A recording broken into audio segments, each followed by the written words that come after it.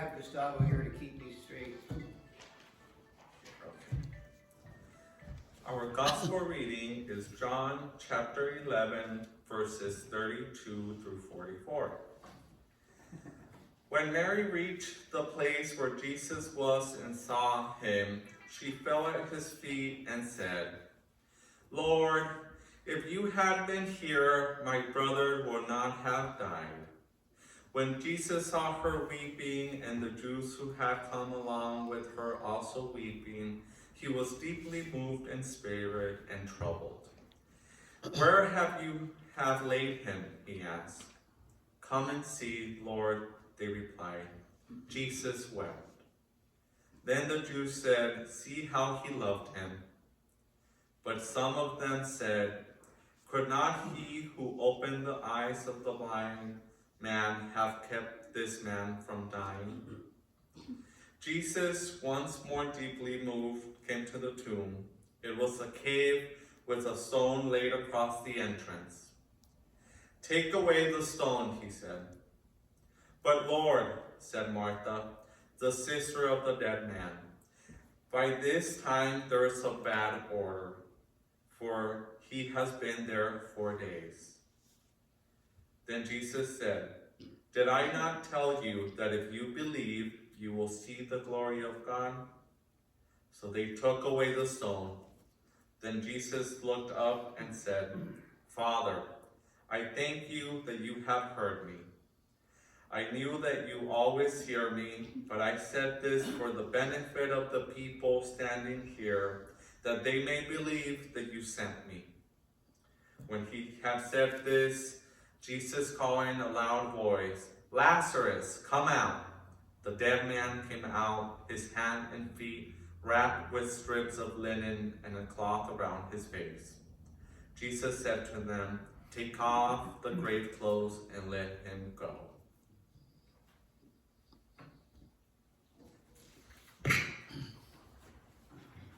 Thanks, Gustavo. That was probably a good one to add, right? So, if anybody pays attention to the lectionary readings, and you read them in preparation for being here today, you'll notice that that didn't help you at all, because I'm using the lectionary readings for All Saints Day, which was Friday. And because I looked at the lecture readings for today, and I thought, no, I don't like those. Let's look at All Saints Day and see if we can use those. And so, I titled this sermon, "The Holy Flirt." The Holy Flirt. Have you ever thought of God as a flirt? Yeah. So, I know that in our church family, Mary Ellen Parmalee and Howard Burdett died during the last 12 months since All Saints Day 2023.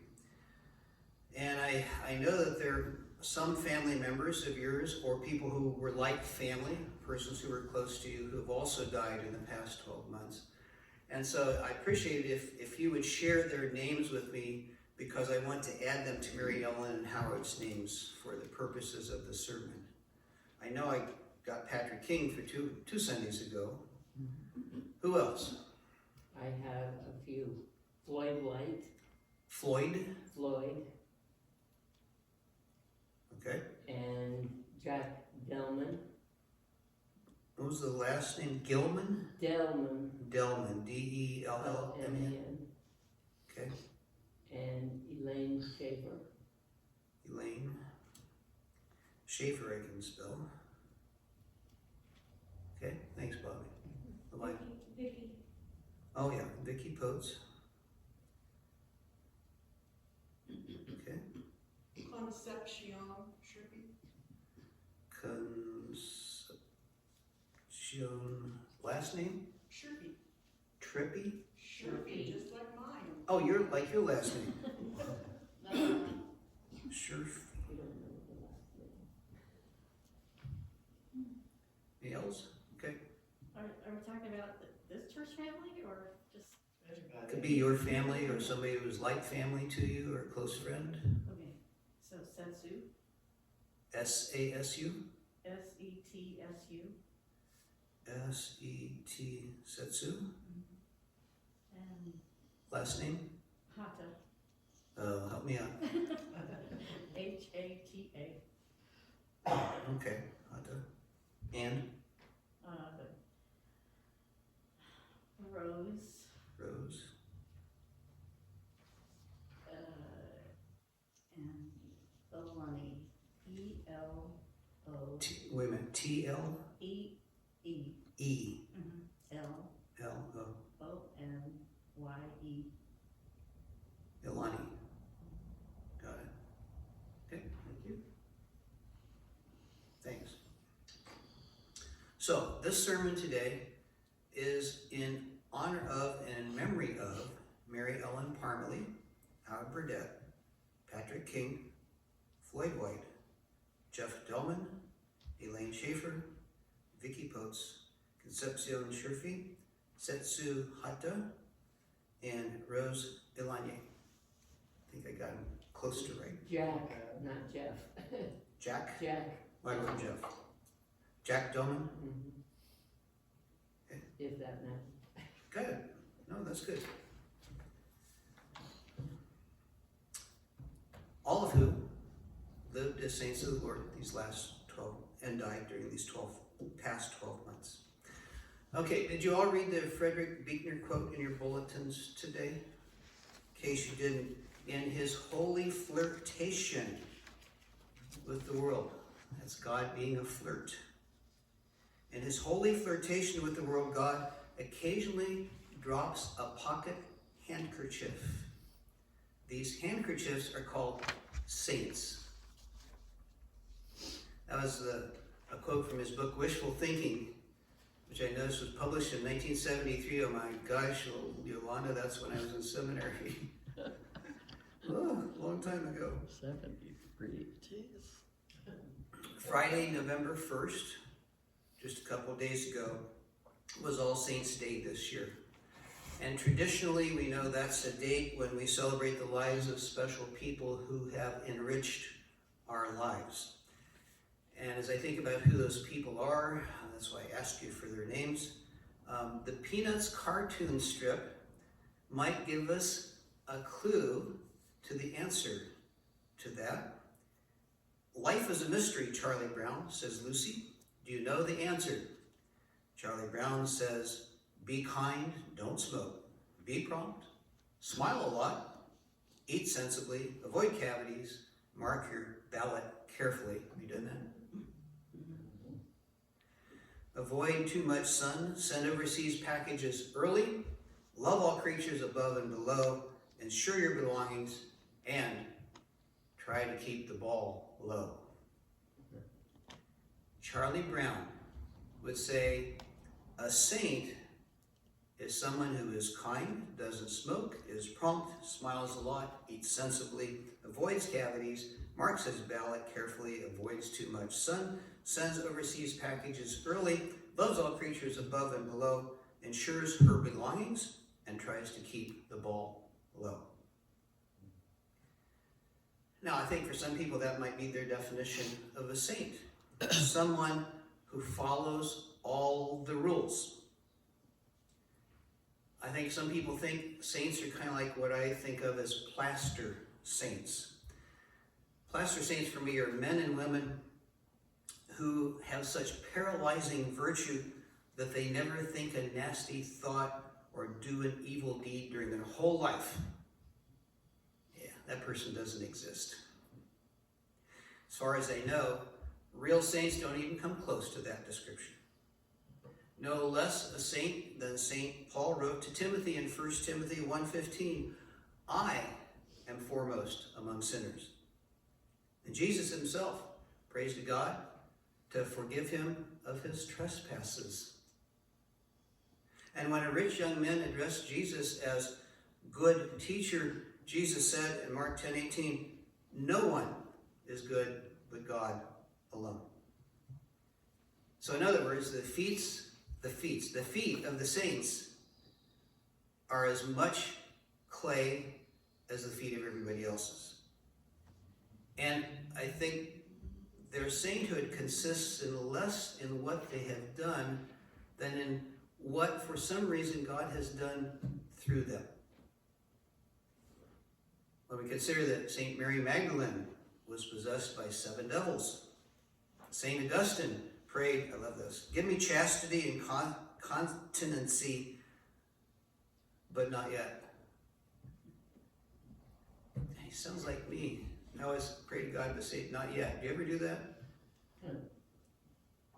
When we hear those kind of words, we start to understand that, maybe there is no one that God can't use as a means of grace, including you and me. So that feels good. If asked to name a saint, what do you think we do? Mother Teresa, that's probably one. St. Francis of Assisi, that was one that came to my mind. Because I picture him with his serene smile and he's playing with his animals in his garden. So I thought I'd do a little surfing and find out something about St. Francis of Assisi. I did. I found an old Christianity Today article written by Mark Galli a long time ago. Galli wrote that St. Francis had a thing about money. Thing about money. His friars were not supposed to touch money. Now, I didn't mean you can touch it, you just can't let it grip your life and take hold of you. A little stronger than that. One day, there was a worshiper at the Church of St. Mary of the Portiuncula, which was basically Francis' headquarters. You'd think he'd chosen a base of headquarters that had an easier name to pronounce, but he didn't. And so, a worshiper left a coin as an offering, like at the base of the sanctuary cross. Now, that was a common offering of gratitude at the time. One of Francis' friars saw the coin at the base of the sanctuary cross and he thought, no, Francis probably won't be happy that coin's laying there on the floor, so he picked it up and he tossed it over onto a windowsill. When Francis heard that the friar had touched the coin, we can imagine he would call him over, right? He would gently explain the error of his ways, giving him a hug and send him on his way. Yeah, well, that's not what Francis did. He rebuked him. He told him to go over to the windowsill and pick up the coin with his lips. And then he told him to go outside and find a pile of donkey dung and place the coin in the pile of donkey dung with his lips. Mark Galli said he's calling St. Francis Saint Nasty from now on. So, even though it's what I always thought, saints are not necessarily a holy lot, a spiritual cut above all of us. Yet I still like Buechner's image of God dropping handkerchiefs in our lives, and handkerchiefs that we call saints.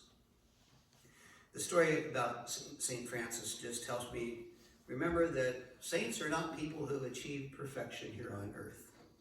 So that encourages me that maybe there's a glimpse of hope for me. In fact, saints might not even come close. A saint, though, I think, is someone who sooner or later is willing to drop handkerchiefs on behalf of God, and to drop them even if the recipients might never be attracted to God, the flirt. I thought I'd share with you, I knew a saint once. I think I've known several, but this one in particular. She wasn't perfect. Her family and her husband would have definitely told you that. Her 80-year-old eyes, they just kind of radiated humility and kindness, and they could soothe even the anxious soul of a young minister who was there at her church for his first pastorate. He will go unnamed. Her voice was soft. Her smile was warm. Her laugh, it was humble, it was happy. I learned all that while visiting with her frequently and receiving her advice on how to deal with the people in that church. Because you see, I found out that our conference minister had neglected to submit my profile to that church, even though he'd been asked to do so, because the church was looking for an older, experienced minister, knowing that it had the reputation of chewing up and spitting out ministers. And our conference minister didn't want me to go there, have a horrible experience, and then not continue on in the ministry. So, thinking back about her, I realized that as I visited with her frequently, she was teaching me how to be a minister, something I should have learned in seminary. I got to know Barbara McKeever while greeting her after worship and visiting with her. I got to know her going to her house and talking with her before and during and after Bible studies at her home. But I really learned about her goodness when she was diagnosed with terminal cancer. From that first moment when she told me about her diagnosis from her hospital bed, I was just kind of wrapped in her cocoon of faith and peace. There was something about it, I'd never experienced anything like that before. And while her family and her friends and her pastor struggled to come to terms with this terrible diagnosis and her very short prognosis, she was sustained by her prayers and her devotional readings and her sense of peace, which was so full of power that she must have surely been touched by amazing grace. And it was her courage that steered her family and her pastor through the short months of her illness. It was her faith that kept us plumbing our souls about the mystery of God. It was her faith that led us to understand about God's love in the face of death. Now, I don't remember when we held Barbara's celebration of life. Should have been on All Saints' Day. She was deserving of that. Because in subtle and not so subtle ways through her life, she had been dropping God's handkerchiefs in front of all kinds of people. There were big handkerchiefs that represented God's power, God's strength. There were delicate handkerchiefs that reflected God's gentleness. And there were everyday handkerchiefs that showed God's faithfulness to her and her faithfulness to her God, to her family, to her friends, and to her church. And so, during the time of sharing, when it was finally time for me to say something at her celebration of life, I read the quote from Hepner. In his holy flirtation with the world, God occasionally drops a pocket handkerchief. These handkerchiefs are called saints. And then I think I shared a poem. I think I wrote a poem. And it was describing the different kinds of handkerchiefs that Barbara had dropped among us. She really was a saint. Not perfect, but clearly a far better saint, I think, than St. Francis of Assisi. Then we had a traditional church potluck in the traditional church hall. And after all the stories had been told and the hot dishes were either taken home or put in the hall's refrigerator, I went on home. I don't know how long it was, but at some point I know the phone rang. And I picked it up off the hanger in the wall. That's when we had those. And on the other line was Eunice, one of Barbara's daughters. And I don't remember exactly what she said, but I remember kind of what she said. She said she wanted to thank me for the words I had shared. And then she also said she wanted to ask me one thing. And she said, did you know that Mom collected embroidered and crocheted handkerchiefs? And I looked at Yolanda, and that's what I went. Thank goodness I didn't say what I was thinking. but I'm standing there with my mouth hanging open for, I don't know, a few seconds at least. I don't know how long. And see, I didn't know what to say because I thought that I had stumbled onto the quote of Hepner, and by chance, I was just relieved that I'd found something I thought might be meaningful for the family at the celebration of life. And then in that moment, with my mouth hanging open and the phone near my ear, I realized that our mischievous God had left nothing to chance.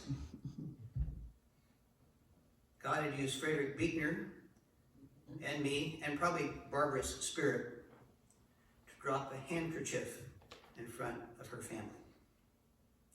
The holy Flirt was telling us that Saint Barbara, the handkerchief dropper, was alive and well and a victor among the communion of saints. So, that's what was going on in the gospel reading today in the story of Lazarus. Mary and Martha, they had their eyes on the tomb, but Jesus wanted to take their eyes away from the tomb and death so they could breathe in the sweet air of new life. And over Martha's protest, Jesus says, take the stone away from the entrance to the tomb. And he offers a prayer of thanksgiving. He says, hey, Lazarus, come on out. And out steps Lazarus with some of the garments of death still draping from him. And Jesus simply says, take the grave clothes off and let him go. Now, granted, Lazarus was just raised from death after 4 days when supposedly that was not possible. If it had been 3 days, it might have been possible. He was raised from death just to live a few more years of his earthly life. But I don't think it's much of a leap to get to the promise of eternal life that we hear in this story. So, as I hung up the phone on the wall, I realized that Jesus had just spoken those same words to Barbara's daughter Eunice and to me. Take off the grave clothes and let her go. The words we needed to hear. So like Mary and Martha, we couldn't miss the gift of God and the power of life dropped in front of us by the holy Flirt. So, look for those handkerchiefs. Give thanks for them. Celebrate them. And drop some handkerchiefs of your own, for you are saints of God.